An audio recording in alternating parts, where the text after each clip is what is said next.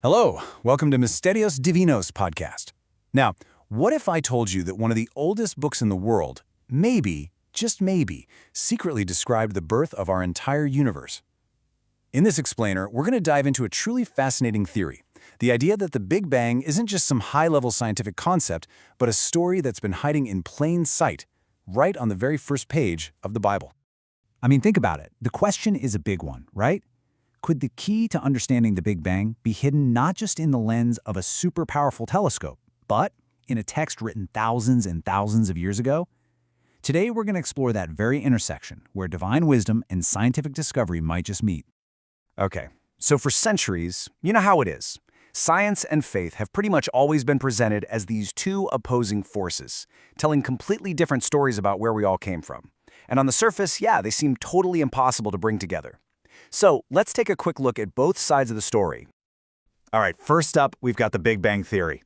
Science tells us that something like 13.8 billion years ago, our entire universe just exploded into being from this unbelievably dense and hot little point. And in that one single massive event, everything, space, time, all matter, was born. And it's been expanding outward ever since to create, well, everything you see. And then, on the other hand, you have the biblical account. If you read Genesis literally, it paints a completely different picture, right? A creation that took just 6 days. This implies that the Earth is only about 6,000 years old. So, billions of years versus 6 days. It feels like there's no way to make those two stories match up. They seem totally irreconcilable. But, and this is a big but, what if we've been reading one of them wrong this whole time? So the key, according to this new way of looking at things, is actually hiding right inside the biblical text itself. Yeah. When you take a really close look at the creation timeline in Genesis, you find this strange, fascinating paradox, something that has been puzzling scholars for literally centuries. So here's the paradox. Check this out. On day one of creation, the text says God created light and then separated it from darkness to make day and night. Simple enough. But here's the catch. The sun, the moon, and the stars, the things that actually cause day and night for us, they don't even show up until day 4. So that leaves us with a really crucial question. How in the world could you have day and night before the sun even existed? What was this first light? And this apparent contradiction, this puzzle, well, some people argue that it's the very key that unlocks a brand new way of understanding the entire text. Now, to solve this biblical puzzle, this theory looks over to the world of science for a clue. And that clue? It's that massive cosmic explosion that scientists believe kicked the whole thing off. So, just so we're all on the same page, let's be super clear about the Big Bang Theory. It proposes that literally everything we know, all matter, all energy, space, and even time itself was once squeezed into a single tiny, tiny point, and then, in just an instant, bam, it began to expand with this unimaginable force, creating the universe as we know it today. And this is where it gets really interesting. This is the moment in the theory where that ancient text and our modern understanding of cosmology seem to snap together in a truly spectacular way. The whole theory really hinges on this one single, powerful line from Genesis. And God said, "Let there be light," and there was light.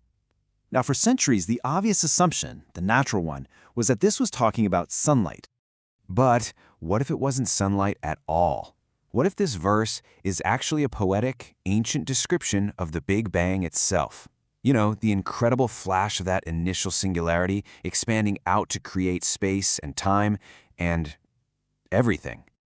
Okay, so if you look at it through this new lens, the opening of Genesis starts to read like a cosmological timeline. It's wild. First, you get, in the beginning, God created the heavens and the earth. This could be interpreted as the creation of all physical matter in the universe. Next up, the earth was without form and void. Well, couldn't that describe all that matter squished down into a single chaotic point? And then finally, let there be light, the command that triggers the great expansion, the Big Bang. So if this interpretation actually holds water, then the Genesis story doesn't contradict modern science at all. No, instead, it completely reframes it, and that leads to some seriously profound implications. And just like that, suddenly all the puzzle pieces seem to click into place.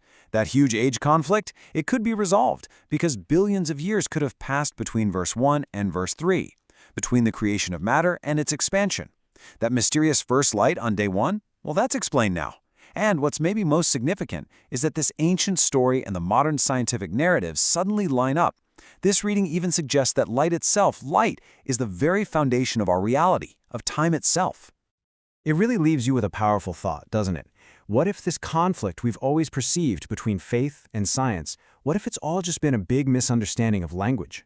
What if humanity's oldest, most sacred stories and our very latest scientific discoveries are actually just two different ways of telling the exact same incredible tale of where we all came from? So, is it a poetic echo of the past or just a remarkable coincidence? It's a powerful reminder that the search for answers about our origins is a truly timeless human endeavor. If you like the video, subscribe, leave a like, comment on what you liked most, and share the video.